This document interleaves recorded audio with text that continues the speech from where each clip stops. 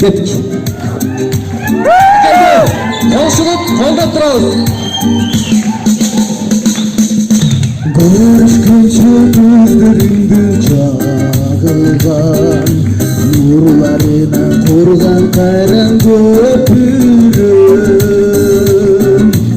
ekemine gümün sana çağırgan ütülüce doğumuna öpürüm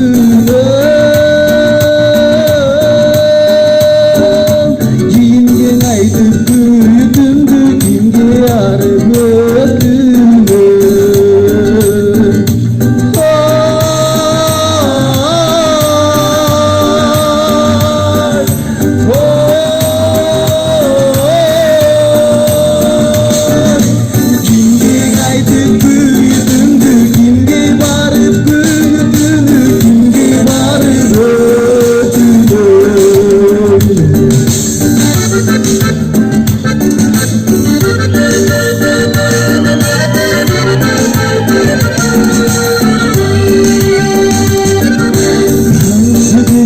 Karışmaktan sorun Senden gittin kaldı salgınır gözüm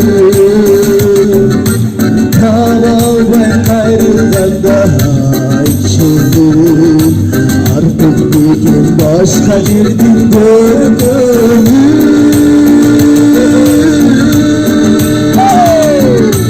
Kaybolsan da bir gelirsin hava dolu gördüm